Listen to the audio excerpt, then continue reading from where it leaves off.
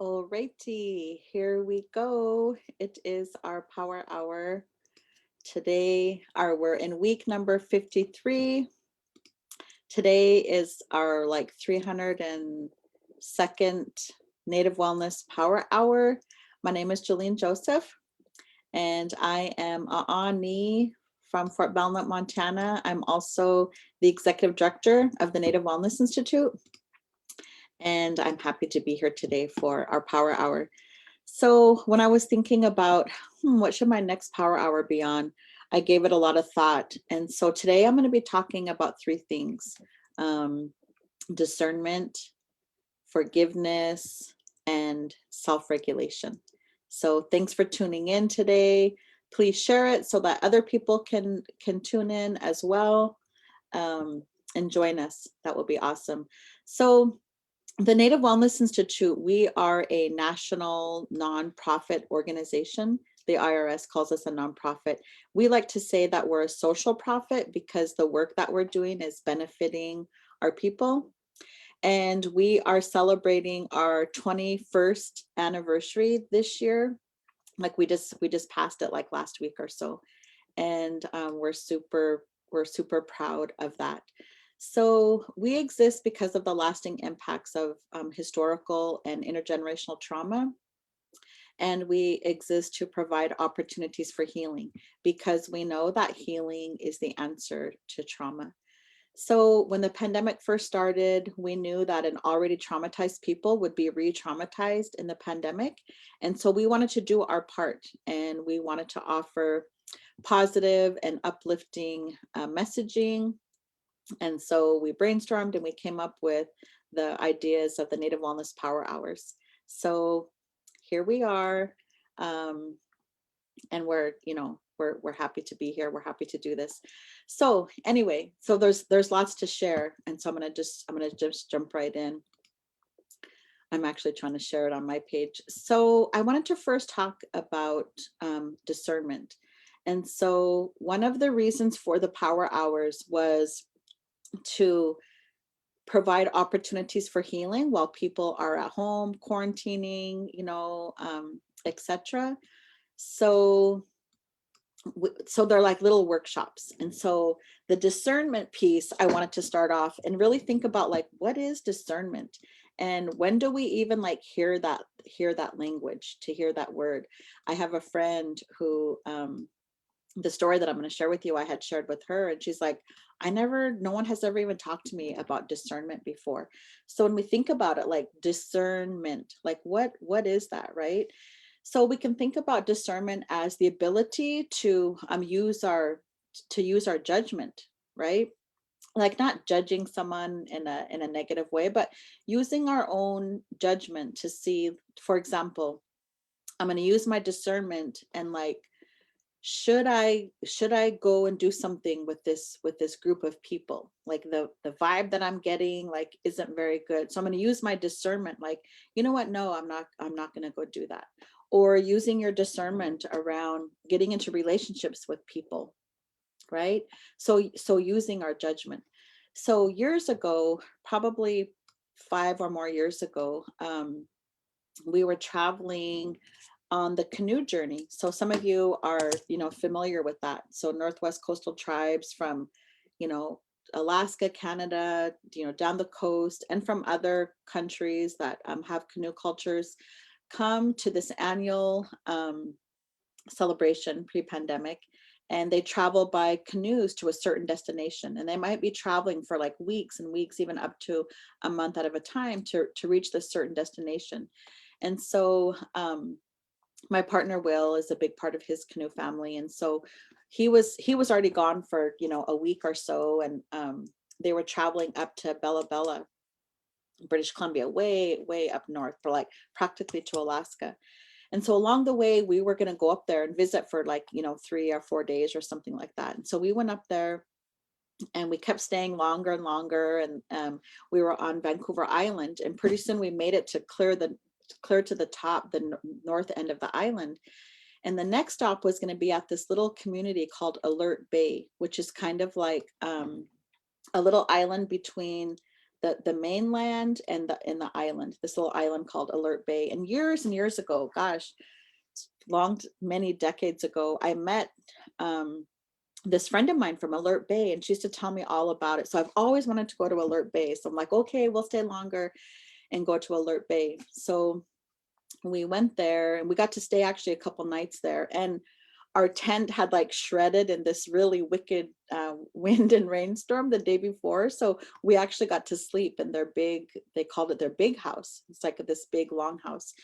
And we got to sleep in there one night. So on the night that this community was like hosting everyone, so now everyone's coming in. There's like thousands of people there. There's camps everywhere, and this tribe is hosting what they call their protocol, where they bring out like their best regalia and their best songs, their best dances, their best food, and host all of the visitors. So we had this amazing meal. It was just like this massive seafood buffet, like all their traditional foods.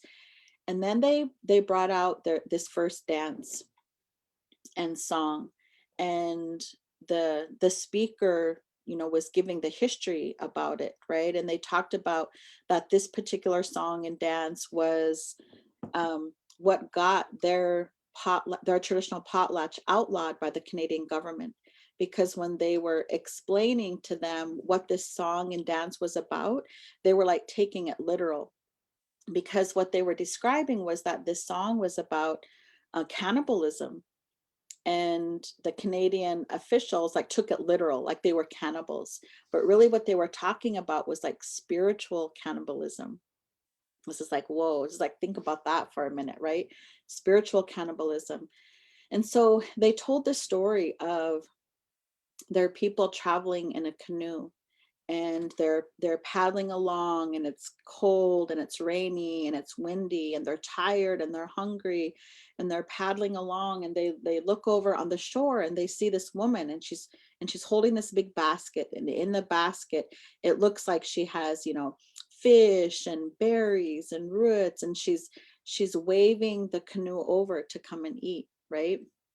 And so they use their discernment, even though they're cold and hungry and tired and all of that. They use their discernment, and they realize that in the basket it really isn't fish and berries and roots, etc., right? It's really like dirt and bugs and worms, but she's trying to like lure them in, right?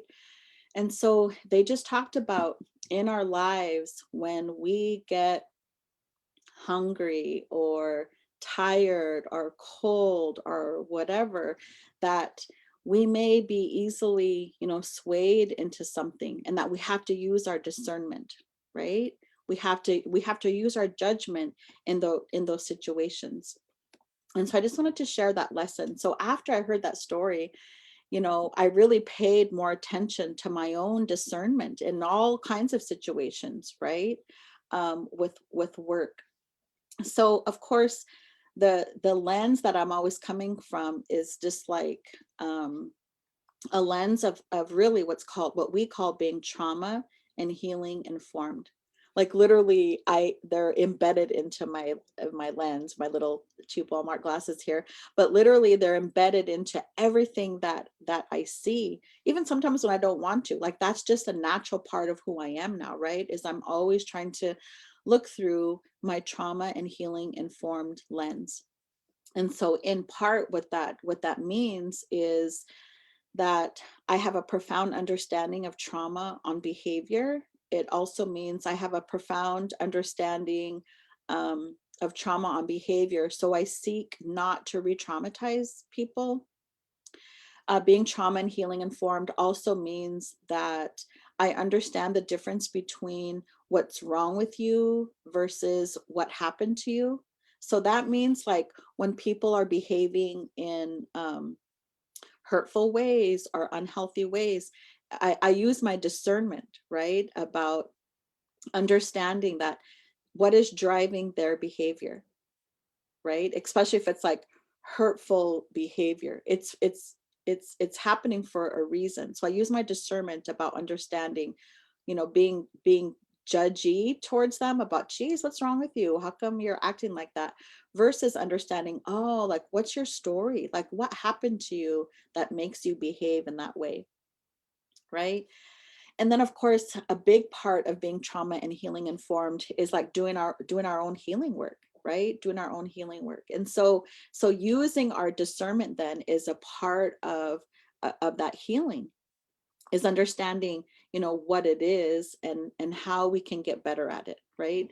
So just like with anything, if we want to get better at something, we have to practice it, right? And we have to do it over and over and over. That helps us to be better. So even in terms of discernment, using our discernment, right? Like thinking about it and then finding ourselves like in real time when we're using it, right? And then if we don't really think about it or use it, then how can we just take some time to pause and think about how we're using discernment? So just some things to, some things to think about there around discernment, right? When do I use discernment? So why that is important is because when we're seeking, earlier today, actually about an hour ago or so, Theta and myself were on this radio show called Native America Calling. And the topic today was around cancel culture, right? And we used to kind of call it call out culture. And it was only an hour-long show. There was three of us. We didn't really get to share a lot. But even that can be an example of how we can use our discernment, right? What happens in cancel culture or call out culture, what I see anyway on social media, is that um, I know, because I'm trauma informed, that one of the lasting impacts of trauma is chronic negativity, right? Another lasting impact of trauma is drama, right? And chaos, and almost like being addicted to that, right? Another lasting impact of trauma is like this need to be right. And usually people that have this need to be right have to make someone else wrong, right? And then coupled with that is also, these unspoken rules that many of us grow up with. So for example, when we grow up in chaos or addiction or all of that other kind of stuff, we learn some unspoken rules. And those unspoken rules are: don't talk, don't trust, and don't feel. Don't talk, don't trust, don't feel. So when those like intersect with everything else, it like creates this perfect storm almost for like this cancel culture. Or call out culture, right? And then on top of that, you add a pandemic, right? So here we are, we're now like a year into, we're going into the second year of this pandemic, and people's fears and anxiety and stress and worry, like everything is heightened, right? Because of this pandemic. And so you just layer that on top of everything else, and then you have this perfect storm where cancel culture or call out culture, whatever. So even that example of using our discernment, right? Using our discernment when we see things on social media. Do I need to jump right in there and, insert myself into this? Or can I pause? Right? Can I pause and sleep on something? Can I pause and pray about something so I can respond instead of react? It's like using our discernment. That's an example of how we can use our discernment, right? Judging the situation. And so that becomes a tool for our well-being, the discernment piece, right? Sometimes I don't need to insert myself anywhere, or I can use my discernment to address a certain situation, maybe in a way that's going to be a little bit more constructive, right? And the other part, I mentioned about being trauma and healing informed is like seeking not to re-traumatize people. And that example of the cancel culture, our call out culture, can be like very hurtful to people, right? So we always have to think about that. So the next thing, the next area that I wanted to talk about was or is forgiveness, right? Forgiveness. So this is a huge area for healing, Okay, so remember, like, our power hours are all about providing opportunities for healing, to provide tips and tools and strategies for healing. So that's what today is about. And so forgiveness is a huge part of that. And so again, when we are raised, with those unspoken rules of don't talk, don't trust, don't feel, it can be challenging for us to forgive or even ask for forgiveness or to be forgiven when we grow up, and we have a lasting impact of trauma of this big need to be right. Like, people that have that um, as a lasting impact of trauma have a hard time even, like, apologizing, as an example, because when we apologize, it means that we were wrong. And if we have this severe need to be right, like, we're not going to apologize, right? And that's tied to forgiveness. So forgiveness really is choosing not to be mad or angry towards someone or something. Like, that's what forgiveness is, right? Forgiveness, it's also about having compassion and empathy towards the other person or other people, right? And, like, physically telling them that you forgive them. So we can think about forgiveness in lots of different ways, right? So figuring out what is forgiveness, right? And then there's actually, I'm always like, I'm a very curious person, and I like to learn about these kinds of things. And I like to learn how they impact, like, our brains and how they impact our bodies. And there's actually been, like, lots of research done on forgiveness and the power of forgiveness. And it's part of why I want to talk about it today. So there's, like, powerful ways that it impacts our body. And when we don't forgive, it can contribute to depression, our depression. It can contribute to anxiety. It can contribute to unhealthy anger, right? So even looking at that, right? Like healthy anger and unhealthy anger, right? And just kind of dropping some food for thought kinds of things to think about.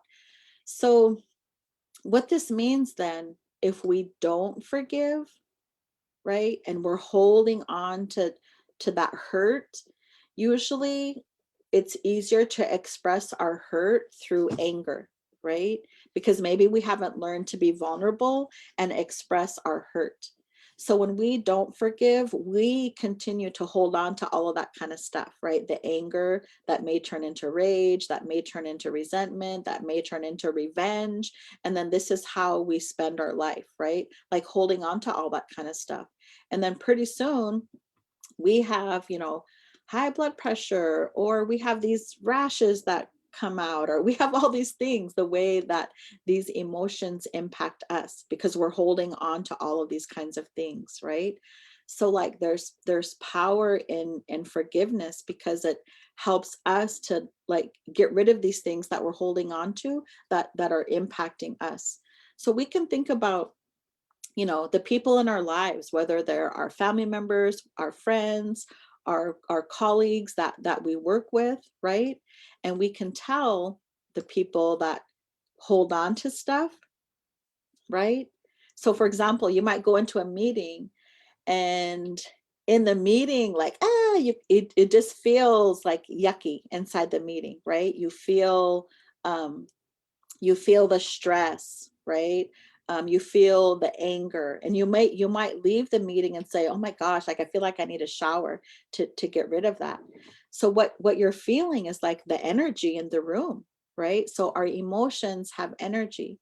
So the people that are bringing their anger, that are bringing their anxiety, that are bringing their stress, that are bringing their rage, that are bringing their resentment, that are bringing their revenge, their feelings of revenge, are all of those other kinds of emotions. Like, that's what you're feeling in that space, right? Versus if you've ever gone to a meeting or into a situation where you left and you felt like you could levitate, because you felt love and joy and kindness and compassion and empathy, right? Like, that's the energy that you felt. this is so important with forgiveness, right? So it's looking at what are you holding on to, right? And there's the whole spectrum of forgiveness, meaning that there's the whole spectrum of things that people do that some people will say, no way, I can never forgive them for that. You know, maybe they killed one of your family members, as an example. That's like at one end of the forgiveness spectrum, right? And then the other end is like little kids on the playground who somebody cut in line and they got on the swing set first, and little kids are so good at forgiving, like they model that for us, like, oh, that's okay, and then they go along, I forgive you, and they go along their lives, right? The kind of two extreme examples on this spectrum, and then all the points in between. So what I'm kind of talking about here is forgiveness is about us and our well-being. Okay. Because when we don't forgive and we hold on to all that kind of stuff, it continues to like hold us hostage, right? The things that we're hurt about, that we turn into anger or rage, like it continues to hold us hostage, right? So then I talked about the energy that is associated with that, and then the energy that we carry around because of that.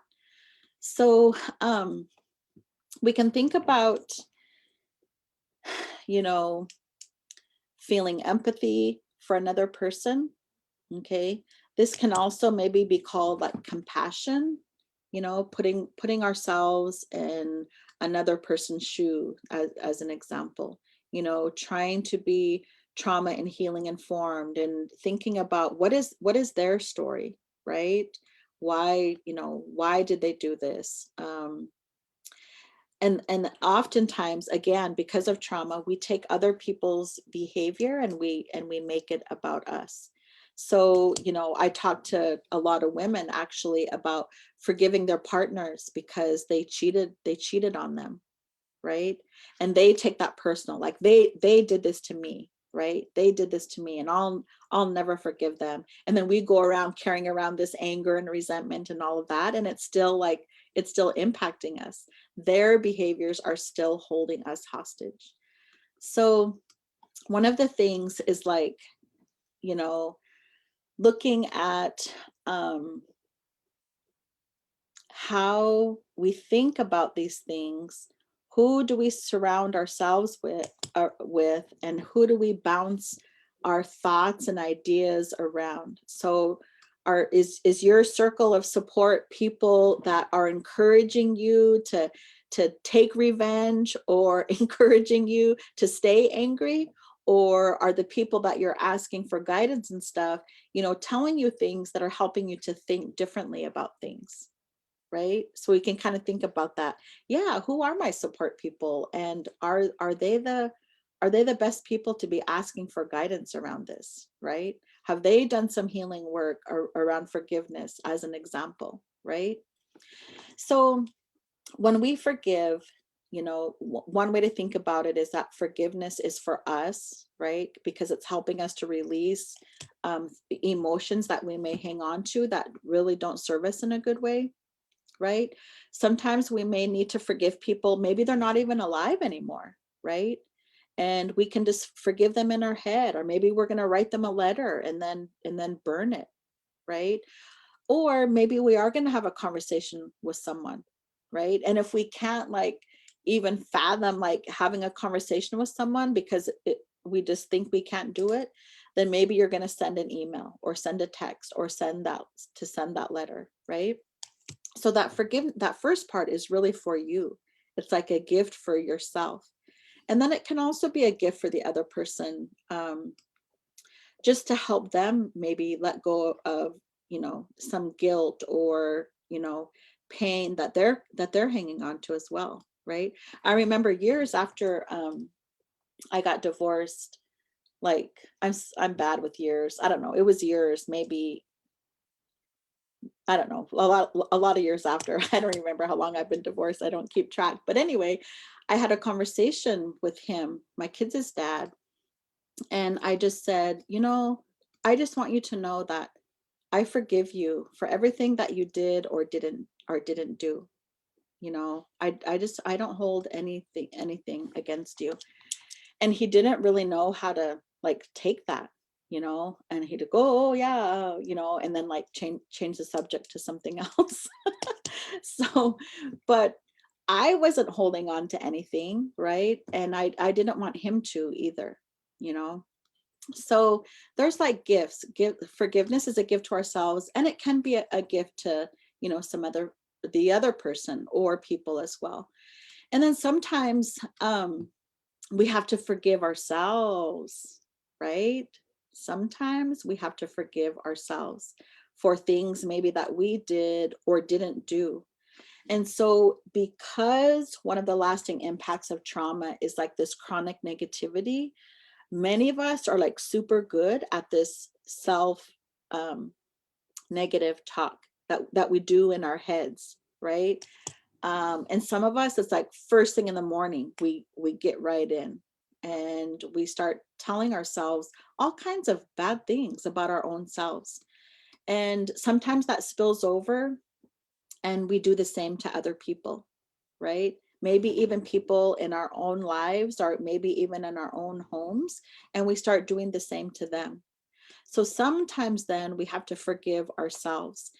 And this is important because when we forgive ourselves, that helps us to feel worthy, right?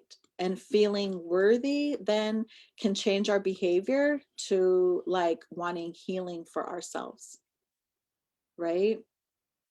Feeling worthy then helps us to want to do self-care, right? Because we care about ourselves. We may even get to a place of like liking ourselves, or we may even get to a place of loving ourselves. And then we can view self-care as an act of self-love. So sometimes it's about forgiving ourselves, choosing not to beat up ourselves anymore for something that we did or didn't do, right? Forgiving to um, you know, be gentle with ourselves and be kind with ourselves and be understanding. So when we start our healing journeys and we start learning about trauma and all of the ways it plays out, that's really what these power hours are. We're trying to help you connect the dots. We're trying to help you have better understanding of your own behaviors, right? We're trying to help you have better understanding of other people's behaviors as well, because we want you to be happy. We want you to live a life of joy and love and kindness and laughter and compassion, because we know so many of our people don't. So many of our people don't. So many of our people beat themselves up every day for something that they did maybe 20 or 30 years ago, and they still hold on to that, right? We know that our people are really, really good at holding on to stuff, right? So much we pass it down to the next generation. Okay, and we see examples of that, right? Like, no, you can't go play with those kids, we don't talk to that family. Well, why? I don't know. That's what my grandma told me. Right? Like we hang on to stuff like that. So self-forgiveness is also in there when we talk about forgiveness. And so just like with discernment, when we start forgiving, we can become better and better and better at forgiving. And then we can have like some people will even call it like a forgiving heart.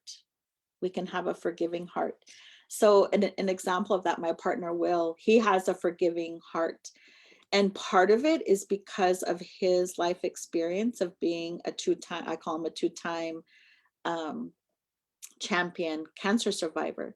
So he has this whole look on life as precious. Like every little thing about life is so precious. So when you have a perspective like that, like life is so precious, you're not going to hold on to anger or rage or resentment or all the kind of stuff that we hold on to. You're going to have forgiveness. You're going to have forgiveness. And so his forgiveness is like almost like the snap of a finger, right? So that inspires me, right? So I like to have discernment, to think about forgiveness, and then I like to forgive. And then if I keep thinking about it, or if I keep talking about it, it means that I haven't really fully let go. I haven't really fully, forgiven, right? So then I keep forgiving, like in my head, even more, until finally it really is gone. Because in my mind, if I'm not forgiving and I'm still holding on to the anger or the resentment or the hurt, the pain, whatever, like I'm still being held hostage by that. And those emotions of anger and fear and rage and resentment or whatever are taking the place of where love and kindness and compassion could be. Does that make sense? This is how I think about it in my head. So I want to have a forgiving heart, right? And it doesn't mean that, I don't take things serious, or stuff like that, but I want to have a forgiving heart and be that kind of person, because I don't want to be filled with that kind of emotion. So another way to think about it is, when we don't forgive, um like it does impact us, right? And I talked about that already, the depression, anxiety, the unhealthy anger. Sometimes anger motivates us to do something constructive, right? And that's like a healthy anger. The unhealthy anger is when we hold on to that and we become, bitter and negative and all of that. So we can think about, you know your legacy, right? Your legacy. Do you want to leave a legacy of anger and fear and resentment and negativity and bitterness, right? Or, do you want to leave a legacy of kindness and love and joy and happiness? So these are like some deep things to think about, right? And it is also about, the energy that you bring into a space. And so I think I shared this before on one of the power hours. Years ago, we were in Seattle. We got invited to Seattle, Washington, for this event called Seeds of Compassion. And they were bringing in like all these world spiritual leaders and stuff. And one of them was the Dalai Lama. And the Dalai Lama requested 1,000 drummers to come and be a part of his procession. And he was speaking, in the stadium where the Seahawks play. So he like tribal, native drummers, Japanese drummers, African drummers, all these different kinds of people. And so what he was doing was trying to like affect the vibration in the stadium, right? So energy is measured by vibration. So that's important to know. So the other thing is, before he came out into the stadium, he requested to meet with the tribal people that were involved with this event. There was like 200 of us in this room. We're all waiting to meet the Dalai Lama. So we're standing there, we're just waiting. And then these Secret Service men came in and they said, "We're sorry, but the Dalai Lama won't be able to meet with you today. He has to be on a conference call." Because at that time, the Chinese people were killing his people, the Tibetan people. And anyway, he had to deal with that. So we're like, oh man, we won't get to meet the Dalai Lama. And so the organizer said, okay, well, get something to eat, go to the bathroom, whatever, and get ready. And then we're going to get ready for this procession. So everyone kind of leaves, and there's maybe like 30 or 40 of us left in this room. And so we're kind of like looking down at our tickets, like, oh, where's our seats at? Wondering where we're going to be sitting in the stadium.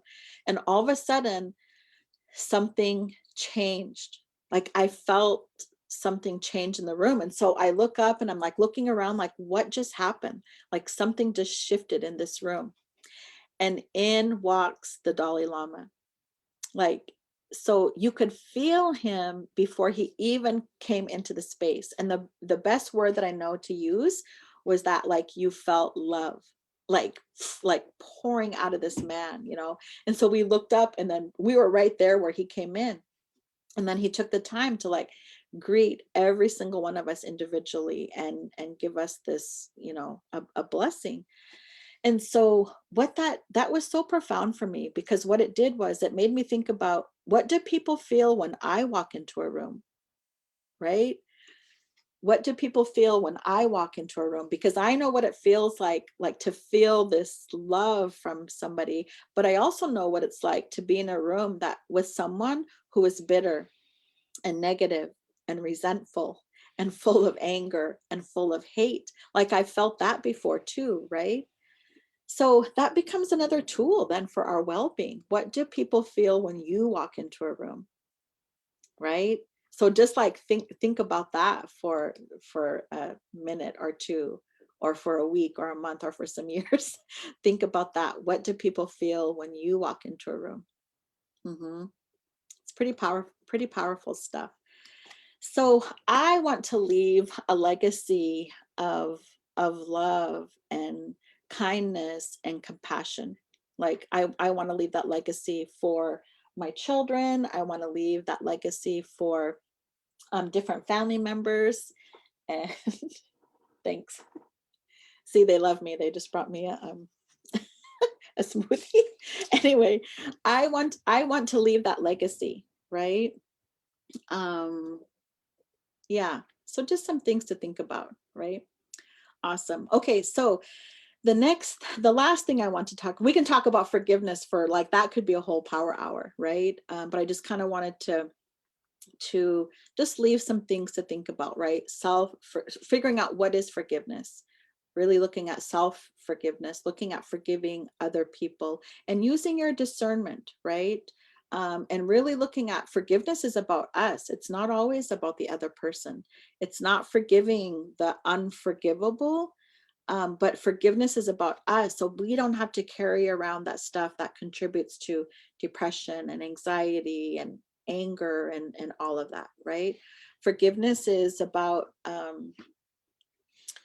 lightening that load so it doesn't have to have that power over us, right? And sometimes we need to start with forgiving ourselves and then get to a place of having a forgiving heart. When we have forgiving hearts, guess what? Like we laugh more, we uplift other people more, we seek out opportunities for joy. Like that's the power of forgiveness. Okay, so the last thing I want to talk about, I knew time would go by, is self-regulation. Self-regulation. And we can start to see how like all of these things are connected, right? From the discernment and then the forgiveness piece and then moving into self-regulation. So self-regulation then is like having the ability to like gauge and monitor like our own energy. So I talked about that a little bit.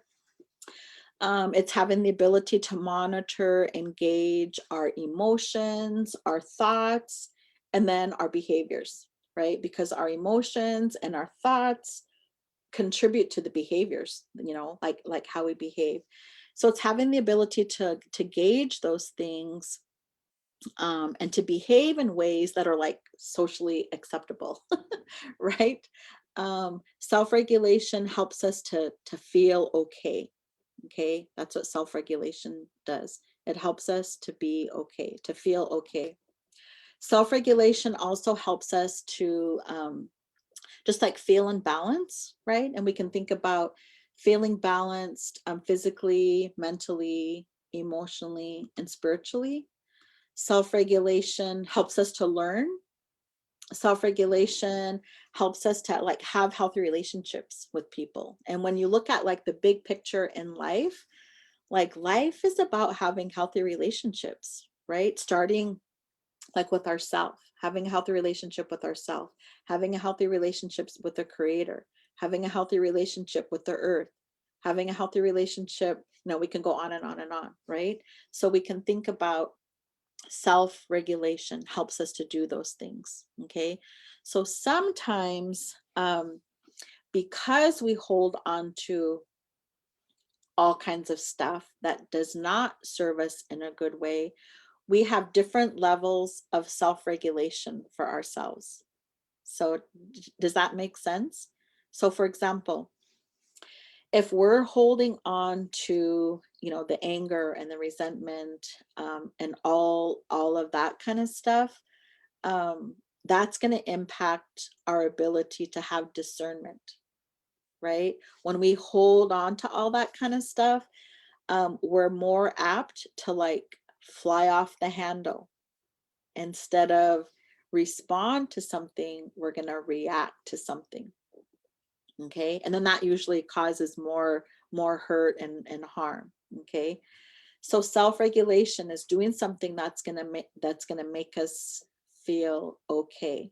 And so we can think about these self-regulation tools and strategies and things that we learn our whole entire lives, right?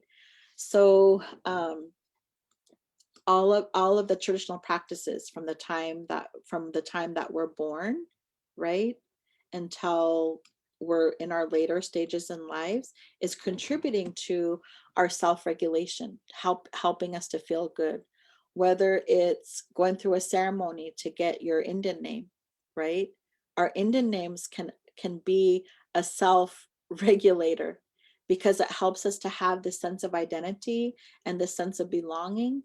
When I was growing up, my grandma always, always, always asked me what my Indian name was. Always, right? She wanted me to remember that, because when we're named, it's like we're also given that person's characteristics, right? So it's just this constant reminder, which was about self-regulation, right?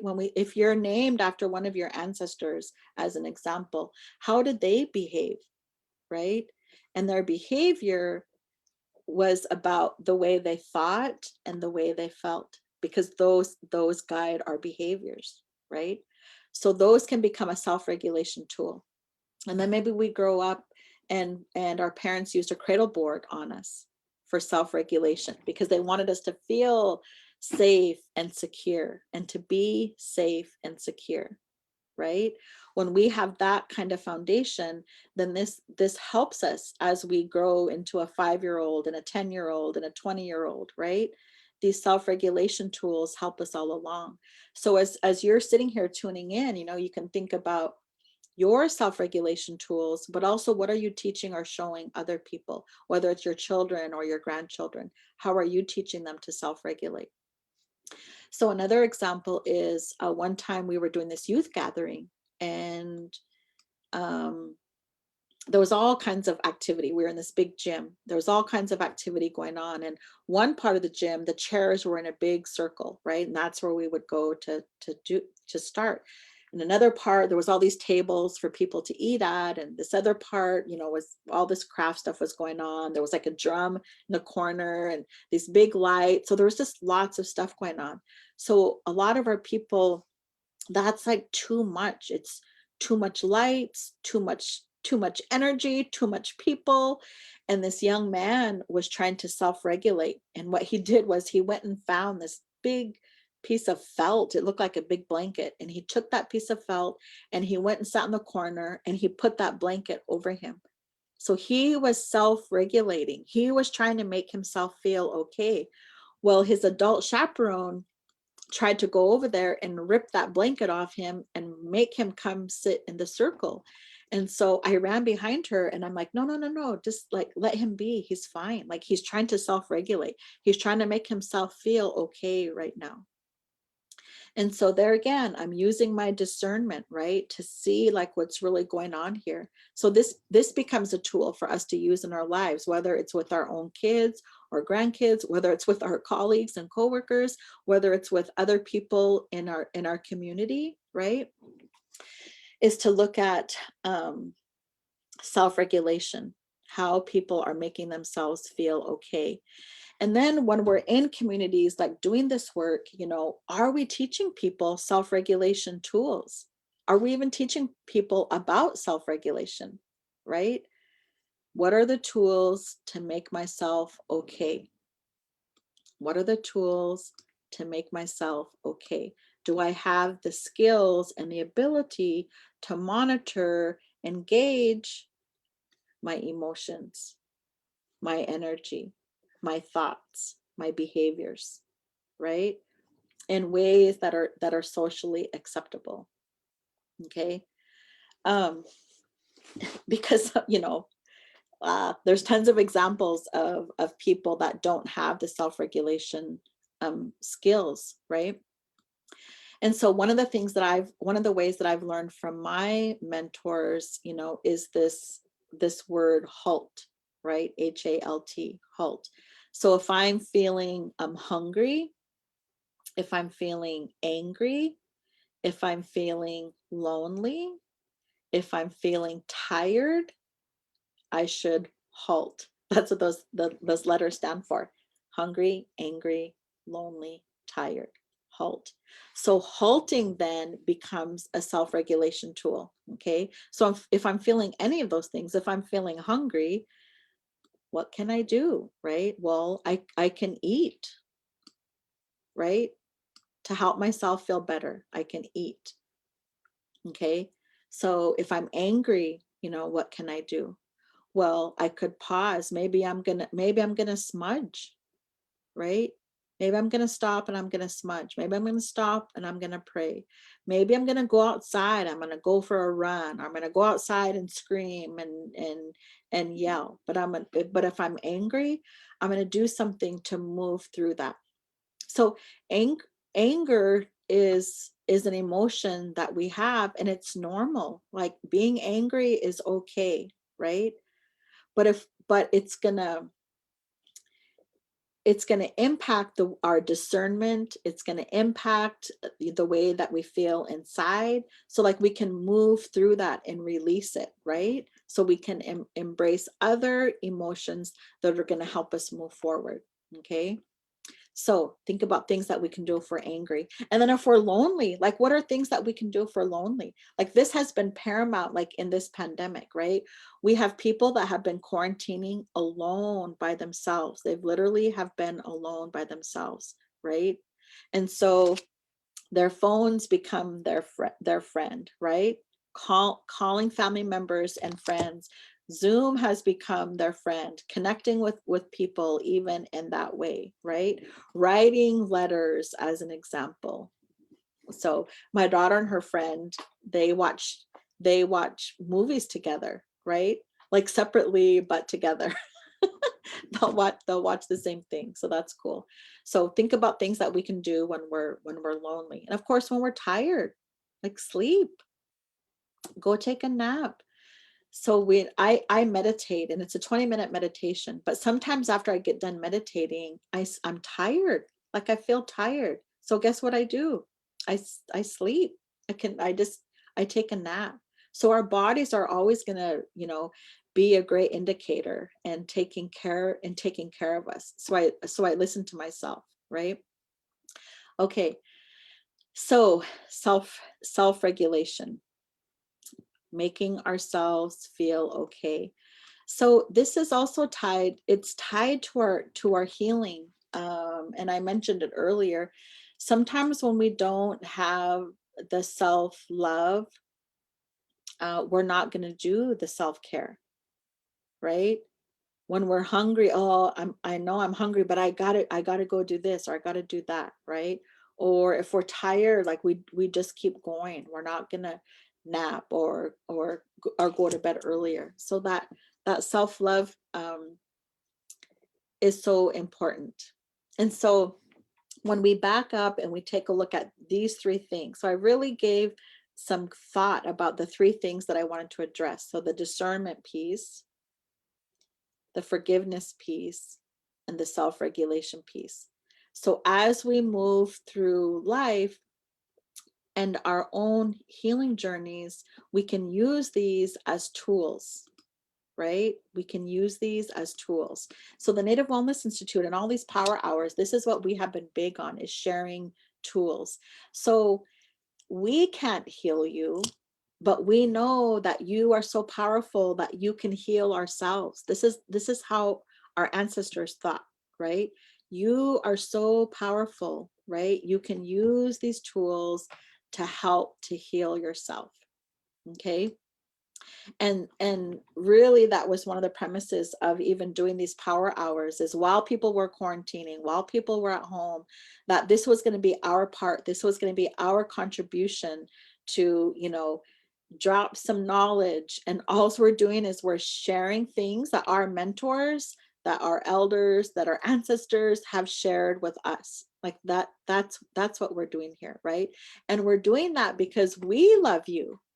We love you, and we want you to, live a life of joy and happiness, right? We want to interact with people that have love and joy in their hearts. We want our children and grandchildren and friends to have relationships with other people that have joy and love and kindness in their hearts. Because so too often in our families and our communities, we see and hear and feel the bitterness and the anger and the rage and the resentment, right? Like, raise your hand out there if you love someone or live with someone or work with someone, like that's how you would describe them, right? Bitter, angry, negative, resentful. Like, this is a lasting impact of trauma. So when we use these tools, it can help our healing journeys. It can help our healing journeys. So I just want to review again about being trauma and healing informed. Okay. And this is really the foundation of the work that the Native Wellness Institute does. So one, we have a profound understanding of trauma on behavior. So we understand that people that experience trauma, how it plays out in their behavior. So I talked about Theta and I were just on Native America Calling right before this, or an hour ago or so. And the topic was on cancel culture. And one of the examples they gave was, men who sexually target or sexually abuse women. Like, shouldn't we call them out, right? Well, I mean, I want that behavior to stop as well, right? And I don't agree with that behavior. However, how I look at it is, I look at, what is their story? Like, why are they behaving that way? Right? That's what being trauma and healing informed is. It doesn't excuse the behavior, it explains the behavior, right? And actually right now, some of our men are working with this men's group who had some awareness about their behaviors, their abusive behaviors towards women. And they did, like, actively did some healing work around that, and like started this whole support group and all of this kind of stuff. And now they've apologized, and now they want to come out. They want to have their coming out of, like, they're a person that's in healing, and they don't want to carry this label anymore, and they're wondering how to do that. So we're like talking through this right now of like, yeah, how do they do that? So being trauma informed then is helping to have understanding and compassion for people, right? And I really believe, like, that is how our ancestors did things. It was coming from a place of compassion, right? And even when people were stood up, whether it's in a ceremony or in a community gathering, and some people may say, oh, that's public shaming, but other people may say it's guidance. You're giving them guidance, and you're standing them up in front of the community so the community can help them be a better person, right? So the other part of being trauma and healing informed is, so connecting the dots between trauma and behavior, understanding the difference between what's wrong with you versus what happened to you. The other part of being trauma and healing informed is not to re-traumatize people. And this is again where the discernment piece comes in, right? Because sometimes our words can be traumatizing to another person. Sometimes just the way we look, right, can be traumatizing. The things that we say, of course, can be traumatizing to another person. So really helping ourselves understand that. And then of course, a big part of being trauma and healing informed is also understanding like our brains and how our brains work and how that contributes to our behaviors. And then another big part of being trauma and healing informed is that we're doing our own healing work, right? So, and remember with healing, like healing isn't a destination, like it really is a journey. So sometimes people will say, or their supervisors will say, go to that wellness and healing training so like you can check it off and be healed. Like it doesn't always just like work like that, right? So healing is a journey, it's not a destination. And the reason it's a journey is because there's traumatic things that continue to happen in our lives. Like we're all in this pandemic, right? This pandemic is trauma, and this pandemic has been re-triggering to people, right? It's been re-triggering. And then we can think about other ways that we're actively doing our healing. And usually when we're healing, we're not hurting. Usually when we're healing, we're not hurting. So that was just a few things. So discernment, forgiveness, and self-regulation as tools for our own healing journeys. We now have over 300 Native Wellness Power Hours that you can dig into and learn. There's like tons of topics, over 300 topics, including concerts and healthy cooking demonstrations, that you can find them all on our YouTube channel. You can go back and watch or rewatch them. I've rewatched several of them. These have become a part of my own self-regulation, my self-care during this pandemic. So we encourage you to do that. We also have, you can see I'm wearing my Get Your Well On shirt. So we have a nice hoodie or a sweatshirt that says I am worthy. So we want to promote like we're worthy of healing, like we're worthy of feeling good, we're worthy of being happy, like we really are. Then we have a bunch of other t-shirts. So the sales of our t-shirts um, help to fund our power hours. You know, we offer them to you for your, you know, healing and self-care journeys.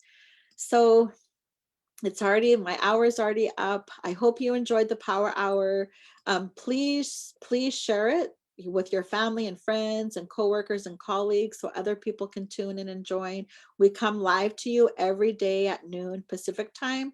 We have 3 more awesome sessions this week, and we're just grateful that you tune in. And I hope you have a great rest of your day. All right, take care.